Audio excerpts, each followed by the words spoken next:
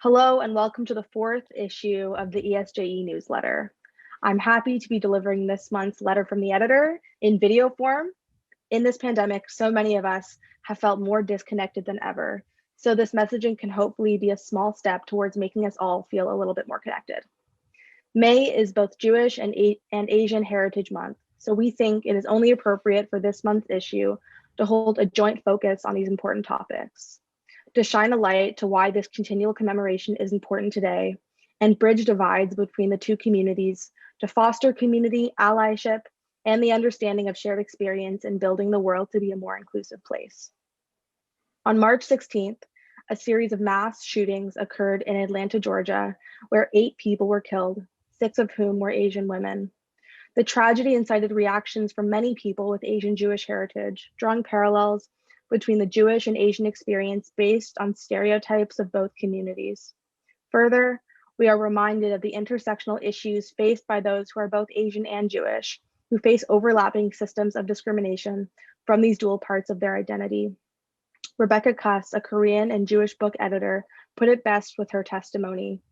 Right now, the Asian American community, a community that includes many, many Jewish people, is not only suffering, but dying.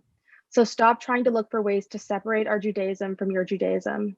Stop trying to deny a safe haven in the Jewish community, our community, and instead open your hearts and minds to our pain, our existence, our story, because this is the story of Jewish people, end quote.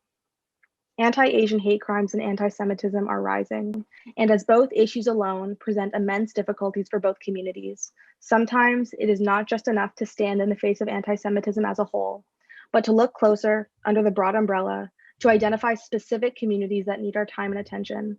As Melody Mulrad, a Taiwanese American Jewish mother living in Los Angeles, puts it, in this dark time, I am reminded of the Jewish principle of tikkun olam, or repairing the world. The idea being that although the world is a good place, God left us room to make improvements, end quote.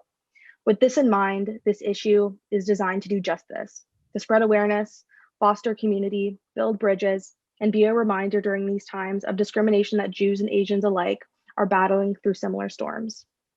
In this issue, you'll find the story of Ada Weinstein, a survivor of racial discrimination and violence, as well as Jewish and Asian heritage stories and educational-based resources. You'll also find a description of the upcoming Liberation 75 event on May 6th entitled Women in the Holocaust, Why Their Stories Matter Today. I hope that you enjoy this issue and feel free to reach out as always. Thanks.